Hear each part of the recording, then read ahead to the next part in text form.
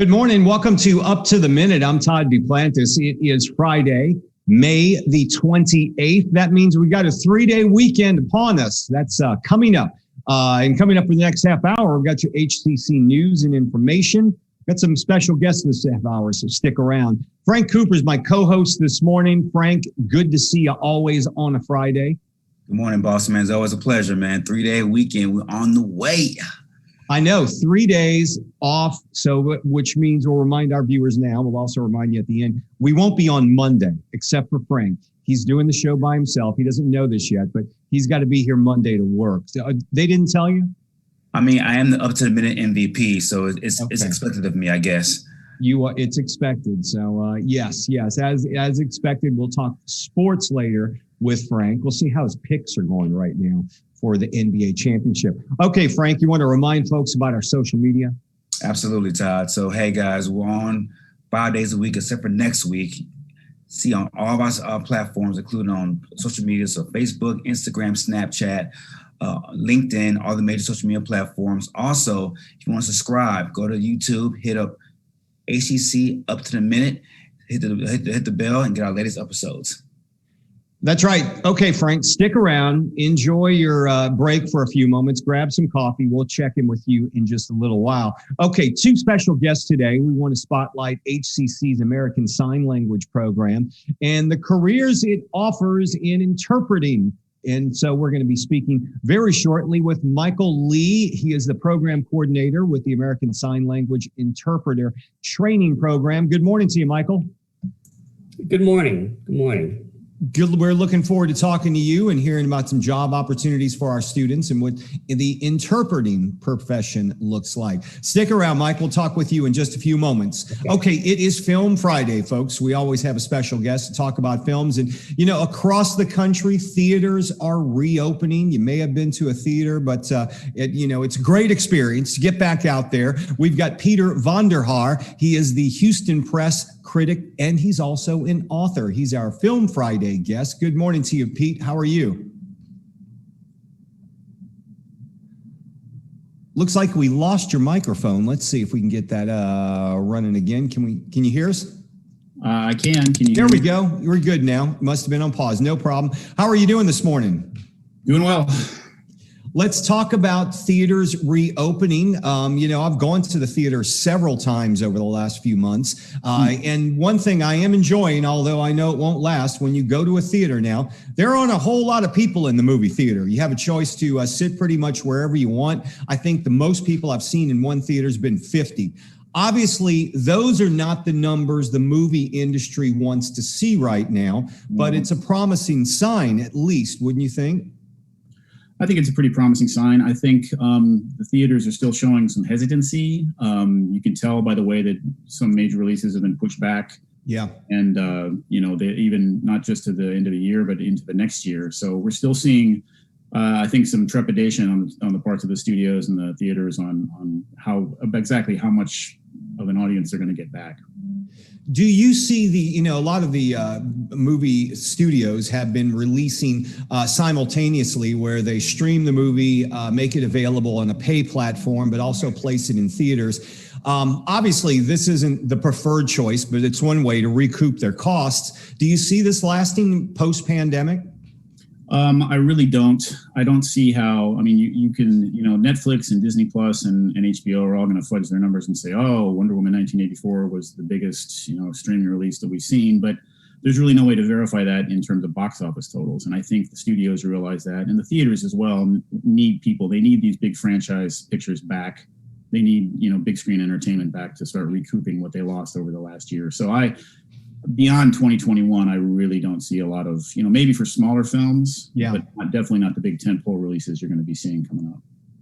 It's good to see the movies coming back into theaters and the big summer releases. A lot of these releases, though, are things that we should have seen maybe in some cases 15 months ago. Some of them we won't see till the end of the year, Christmas time. But what are some of the ones you're looking forward to this summer as the big releases? Well, that's the funny thing. We were talking about how they're kind of pushing them back, and the big releases are, there's some you're going to recognize name-wise, but you wouldn't really think of them as like the big summer blockbusters. Like Black Widow's one, Yeah. Your first in theater Marvel movie in over a year. You're going to have the new Fast and the Furious. In the Heights is apparently going to be I think going to be pretty. But then you got movies like Jungle Cruise, which another sort of Disney theme park ride movie with The Rock. That again, you're like this would probably be sort of a mid-tier level release that we'd see in any other year. But a lot of the bigger blockbusters, something that they're still kind of hedging their bets, like the new Top Gun, Dune, the new James Bond, are all still pushed back to the winter, and then you've got others that have been pushed all the way to 2022 still. So I think there's still some hesitation. I want to talk about Black Widow because that's one I think was supposed to be released well over a year ago, and seems like we've seen previews for it for at least the last 2 to 3 years. Mm-hmm. Have you had a chance to screen that movie yet? What are your suggestions on it? Do you think it's going to be a big hit? I think it's going to be a big hit, just not only because it's like you said, it's the first new Marvel movie we've seen in almost a year and a half, but also because it's sort of jumping off the phase 4 of the Marvel universe, and people are very curious about what's going to happen post Avengers, post Iron Man, post Captain America, or post original Captain America, I should say. I think it's going to be pretty big. It's interesting to me that they're starting their new phase with a prequel to a character that, spoiler alert, died in the Avengers Endgame. So right. I'm really it's kind of going to be interesting to see how they're going to pivot from that, but I'm sure they've thought it all through. You mentioned Dune, and that's another one that I think was supposed to be released last summer. Looking forward to seeing that one. Is that going to be the next big franchise? And what do you see as the next big franchise opportunities for studios? Man, it's weird because you've had so many recent endings of these big franchises that we talked about. And then you had the latest release. You've had the Snyderverse. I guess is not going to happen. Zack Snyder's Justice League came out, but apparently they're not going to let him make any more movies in that vein. So that's sort of petered out. The new Batman got pushed to 2022, so we're not going to be starting that one out. Dune is interesting in that the first book may be the most filmable of that trilogy, but once you get into the mythology of the Dune series, it gets really, really strange. They did a mini-series or a limited series of it on a TV a while back, and I think that may be a better approach to it. I don't know if Dune's going to be your next franchise, but I think it's going to be pretty successful. It may be a little early to talk about them, but you're hearing rumors of the next Star Wars movies, the next series that are going to be coming out. Do you see those being hits? And there's also some talk, I think I read within the last month, about doing a prequel or a story about the main character, Rey, in the Star Wars series. Have you heard they may be doing a standalone movie for her, and anything about the upcoming movies as well? I don't think anything's off the table for Star Wars because they're such a cash cow for Disney. The problem with it is you reach a point of oversaturation. I mean, you had the final trilogy.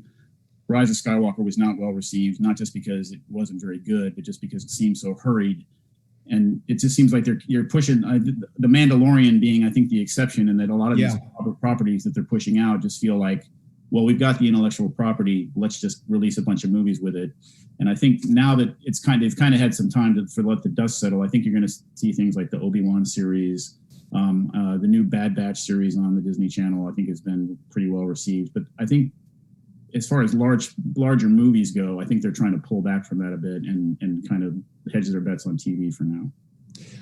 Not film related, but I'm curious about a book series that you've written set in the Houston area. Maybe you can tell us a bit about that, Clark and Clark Mysteries. Yep, I started those a couple years ago. I've released 3 of them so far. They're about twin brother and sister, Cy Clark, and his sister, Charlie, who they're private investigators in Houston. He's an ex-cop. She's a white hat hacker, and they fight crime. And so the first 3 are kind of a connected story. I'm working on a 4th book about one of their brothers right now. I've self-published them. They're available on Amazon right now. And ironically, the pandemic made it harder to write because everybody was home. Yeah. So I wasn't able to go to my usual coffee shop and bang some stuff out there. So I'm getting back on the horse with that. But I released 3 of those in the last couple of years, and I'm hoping to release more coming up. When being a film critic, when you're writing a book series like that, do you envision something that you could take to a big screen, or maybe in a series, a limited series? Well, sure. I'd love to quit my day job. It's always in the back of your mind, but there's on one hand, you're optimistic because there's so much streaming out there and they're so starved for content. But the other hand, the odds are so long And with self-publishing, there's so many other properties out there and so many other authors kind of scrabbling around that it becomes kind of daunting. So sure, it's always in my mind, but I'm not getting my hopes up. What advice would you give to our filmmaking students? We do have a few of them that watch our program, and we have a very large filmmaking program here at HCC. What advice would you give to them as a film critic? Oh, geez. The problem is the way the content is kind of being limited, and the way the studios are merging. It's very hard for the independent filmmaker to get noticed. It's kind of like with self-publishing. The technology is so much more advanced that it's a lot easier to make movies now, and there's such a glut of material out there. I think just make something that's original, follow what your passion is. Don't try to do like a fanfic or do something that's adapting a different property, because you're never going to get the rights to it. Just make something close to your heart, something original, and if you got the talent, it should be noticed. Peter Vonderhaar, the Houston Press film critic, we appreciate you joining us on the show. All right. Thanks, Todd. Appreciate it. Thank you. Okay, we are going to move on to our HCC guest of the show. Michael Lee is the program coordinator of HCC's American Sign Language and Interpreter Training Program. Michael, let's start with a bit about your background working with the deaf community.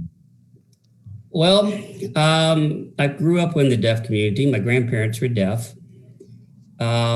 My mother was a sign language interpreter, as my sister and my aunt.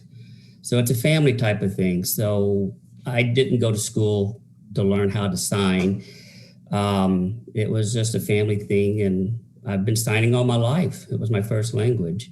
Well, that was going to be my question. Did you obviously learn sign language with your mom into this, and your grandparents being deaf, both of them? Was it something that came natural to you, learning to sign language? It did. One of the things growing up in the deaf family was being able to communicate with my grandparents, because they lived across the street from us when we lived in Houston. So I was exposed to sign language every day. And being the oldest child, I pretty much picked it up pretty quick. I was signing sentences 1 year of age, well, speech delayed, but I was signing up a storm. So I would try to talk to my mom, and she'd say, just sign it to me. So I would sign it, and that's how I got involved with it. I really didn't get into the interpreting aspect of it until early 90s, because prior to that, I was working as a firefighter paramedic, and HCC opportunities came along, so I took advantage of it, and next thing I know, I'm working here at HCC teaching the program. Obviously, there is a need for interpreters. Is it exceeding the supply of students that we're turning out who are trained in this right now? Yes. There was a survey done here, I can't remember, about 6 years ago, here in Harris County and the 13 surrounding counties. For every one certified interpreter, there are 300 deaf and hard of hearing people. And the job market is very open. We cannot produce enough students to graduate them to get them into the field quick enough. And with COVID happening, it's just complicated things that much more. One of the things that we look at is trying to get the school districts to get people into the school districts to fulfill the interpreting needs for the deaf and hard of hearing students that are in school. And that's one of the big issues. The program is a 2.5-year program, and we teach everything that you need to know about interpreting. Mm-hmm. Teach you how to sign, teach you the linguistics of it, the history of the interpreting profession, so that you're prepared to take the state exam. When you're an interpreter, if you're licensed and certified, are you able to work as a contract worker, more or less as a hired gun when people need you on a as needed basis, or are you on the staff for many organizations and companies? You can do both. There are a lot of interpreters that contract with the agencies here in Houston. when you contract, you pretty much have the luxury of picking and choosing what you want to do for the day. You can go on staff with the agency, and then you do a lot in the community, medical, legal, education. There's all sorts of things, and a lot of the interpreters work for agencies right now because of the healthcare benefits that come with the package of full-time employment. If you are a contractor and working for an agency, will they keep you busy enough to sustain a full-time job? Would you be able to support yourself as a full-time worker? And you said something about picking and choosing. That must be nice because you get a new office space every day. Yes, as a contractor, yeah, they're busy. They're kept busy. I know interpreters who are contractors that make 6 digits a year. Wow. Because the need for interpreting is that great. And if you're full-time staff or if you're a contractor, you're kept pretty busy. I've got a list here, I think that was given of all the locations some of them are just mind-boggling, but some of them are obvious, but you could be working for all types of schools from preschools to college, meetings, seminars, interviews for businesses, real estate, political campaigns. You've seen them in the mayor's office, interpreters being used, when during any press conference. It also says theatrical events, hospitals, counseling sessions, courts, law firms, police stations. The opportunities are endless when you look at this list here. It is. One of the things I tell my students, imagine going to the doctor or going to the bank or to a lawyer office. You have the opportunity to sit down and talk with the person one-on-one. Now, imagine you being deaf. You have to have an interpreter with you. And the interpreter is there with that client all the time. And one of the things that students don't realize is when one student made a comment, but I don't want the interpreter knowing about my personal life, my personal business. And I keep telling the students, deaf people have no privacy because the interpreter is there to help them communicate within the hearing world. And that's one of the things that students are having a hard time grasping. And And one of the things that we look at too is one of the assignments I make students do is write on a piece of paper, something that you have thought about, something you have done, but you have never told anybody. Right. I mean, it's in one form an invasion of privacy, but in another form, it's a way of communicating. The only way I guess you have with communicating. One thing I remember quite vividly when I used to watch the news when I was a kid and I was growing up, before we had closed captioning on television, you always had a little portrait box on the side of the screen with an interpreter who was interpreting in sign language of the newscast. And that became standard practice. And a lot of those interpreters, they were just as recognizable on the newscast as the anchors were, as the news anchors were, because they became a staple in the community. Do your students also have the ability to work in the closed captioning field? We don't offer that part of the interpreting. It's called real-time captioning. And basically what they do is just go to class like a court reporter, learn how to do captioning. That's another program. But yes, when you mentioned the news, that's what started here in the Houston area many years ago. A lot of the interpreters would volunteer their time just to do the morning news to interpret, so the deaf would have an understanding of what was going on. Because one of the big things I'll never forget with my grandfather, as I was a child, there was a TV announcement that came on and said special bulletin. And that's all it said, but you could hear the news anchorman talking. And my grandfather asked me what's going on, and it was a weather alert. And I had to tell him hurricane or tornado, rain soon to happen. And he went, oh, okay. That was my life, Yeah. Because he wouldn't have had that information. It was before the days of the ADA and before the days of closed captioning. And as you mentioned, if there wasn't a sign language interpreter on screen, he wouldn't have gotten the information. That's true. That's true. And that's why now we have the interpreters available for, the national disasters with the city of Houston, Harris County. So the deaf are informed of what's going on, how to take precautions, and, if they have to evacuate and things like this. One of the things that people ask me is, once a student graduates, passes the state exam, what's the pay? And the starting pay is right at $25 to $30 an hour. Wow. And comes out to about 53 grand a year, I guess, the average pay for starting. Yeah. And if you think about it, 2.5 years in a program, you get out, you start at 53,000. And as you were mentioning, you get with one of these agencies, they keep you busy. You're making well into six figures. Exactly. I interpret part-time, and, there's been some times that I've had good paychecks when I was off from the college. But interpreting is very valuable, and it's made me realize that, I have a special gift because I was put into it.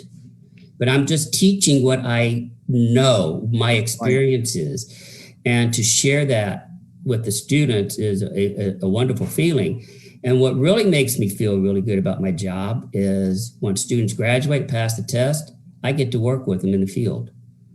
That's incredible. That's incredible. And it's a great feeling to know that I taught them along with my whole staff. I've got a super staff that, dedicate their time and effort to teach.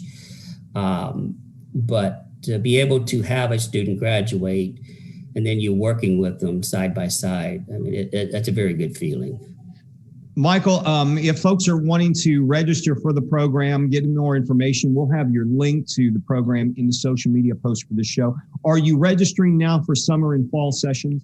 We are registering for actually fall right now. Summer classes are capped. We're full. Okay. Wow. So classes fill up fast for us. We're going to be back. At one time, we were the fastest growing program at the college. And so I think we're going to get back after COVID. We're going to get back to being a big program again. Michael Lee, the program coordinator of HCC's American Sign Language and Interpreter Training Program. Thanks for being here on the show. Thank you. Thank you for having me. Y'all have a great weekend. You too. All right. Frank Cooper at his house. Frank is ready for the weekend. Have you started the weekend yet, Frank?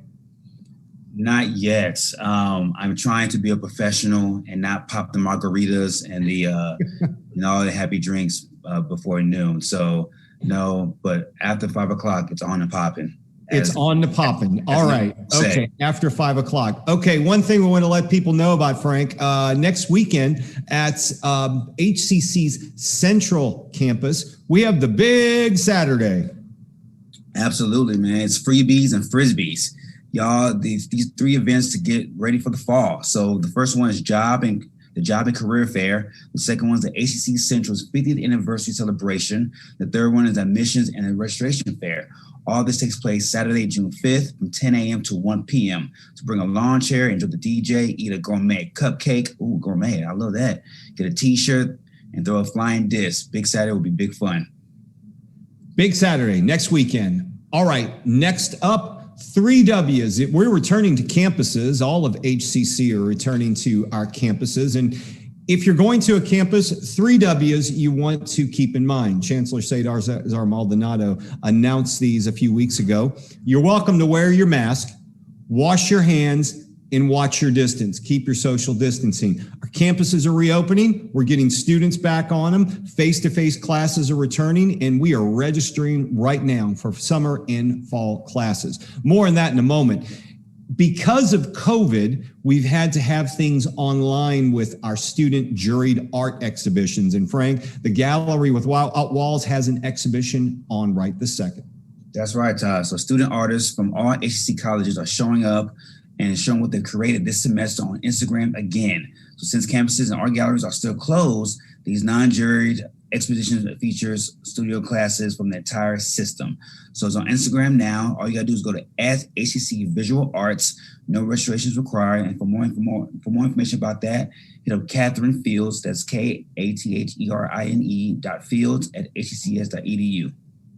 Okay, I want to skip down to the path to profession. This is something very important. It's like the traditional work-study program, but this program provides students with job opportunities in their field by securing them positions with HCC's business partners. You can get real-world experience working in your profession while you're still going to college. Go to hccs.edu/path to profession. We will have the link for that in the social media post for the show. Frank, free groceries are continuing on our campus because we know there is still a need. Absolutely, Todd. So the Houston Food Bank is doing a great job throughout the year of making sure people get food, for their house. I know a lot of people lost their jobs due to COVID, things of that nature. So again, they have multiple HCC campuses. So all HCC community members can sign up and receive free groceries. So just pick a campus, a date, a time you want to pick up your food. So contact hcc.cares@hccs.edu. Memorial Day is approaching very quickly, folks. It's going to be on Monday. We've got a 3-day weekend starting later on today. So we'll be off on Monday, no up to the minute Monday morning. We'll be back on Tuesday, June the 1st. We're already in June. We'll be live at 10 a.m. So make sure you join us then. Registration is open for our summer and fall. Like we mentioned before, we've got 5 ways to learn. You can check out all of those options online and register right now. We do have in-person classes returning in the summer and of course in the fall. Go to hccs.edu/now to register. Register today, secure your seat, and you'll be ready to go for summer and fall. So Frank, how are your predictions for the NBA championship doing right now? So let me preface this by saying this first. So when I picked the Suns last Friday to beat the Lakers, Chris Paul was healthy. He was healthy and he was balling going to the postseason. Unfortunately, in game 1, he hurt his shoulder. So that changed the whole complexion of this series. So I want an opportunity to change my pick just a little bit. Well, Frank, you should have known better than Chris Paul in the playoffs. He's not dependable. Do you remember the Rockets? Do you remember that situation when they made the playoffs? If he would have been there, they would have won the championship. Ask James Harden. Yeah, we couldn't count on him. Now the Suns can't. So there you go. You know what? I feel for the Fool's gold. Going into the season this year, he switched his whole diet up. He became a vegan. He shut down weight. He was looking great. He was an MVP candidate, throughout this season. So he looked really, really good. He does that all the time, man. Watch his career. That's his career. It's MO. So yes, I'm going to switch my Lakers pick and have the Lakers in 6. Oh wow! You're gonna keep going with the Lakers. Well, I still got Milwaukee and coming out the East regardless. Okay. And instead of the Clippers, I'm gonna go Lakers and Bucks for the championship. With the Bucks Adam Silva's happy with you now. No phone calls at the last minute because Frank didn't pick his Lakers. All right. Okay. Anything on the Texans front that you've learned? I know right now they still. Who knows who's going to play quarterback for them, but that's kind of irrelevant. No, it's. I mean, I know they have OTAs coming up, so a lot of the rookies that they drafted will be there. In present, we know it's well known that Deshaun Watson won't be there. But it's going to be a long summer for you guys. I'm not playing for them. I've never been on that team. Come on, they're happy about that. That's one thing they did right, not put me on the team. So anyway, the Texans are Texasing. It may be a little early, but do you think who do you think is going to be big ones this year in the NFL? If you could say AFC and NFC. As far as who's coming out, or who do you think has a good shot of going all the way this year?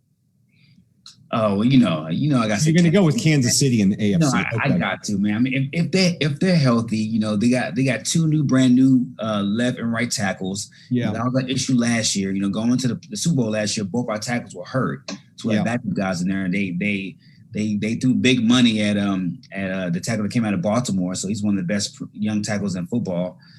Pat Mahomes, he's recovering well off the heel surgery. He looks great, Well, I mean, we could see another rematch of the same 2 teams in the Super Bowl. I don't think anybody would be surprised if Tom Brady and Patrick Mahomes met up in the Super Bowl again. I don't think anybody would be surprised. Absolutely not. I mean, Yeah. I think Aaron Rodgers is the big chip right now. He's the big poker piece. Like, we don't know what he's going to be as of right now. As it stands today, May 28th, he still wants out of Green Bay. I know. I can tell you where he's not going to be. Behind center down at NRG Stadium. I don't think he'll be lining up there. He will be Alex Trebek's successor before he goes to Houston. I think so too, which that would be a good move for him, you know. All right, Frank, thanks for joining us today. We'll see you again next Friday, right? Absolutely. Same time, same place. All right. Have a good holiday weekend, folks. Enjoy your 3-day weekend. Get out, enjoy the weather, enjoy the family. Remember what this weekend is for. And we will be back Tuesday morning live right here at 10 a.m. on Up to the Minute.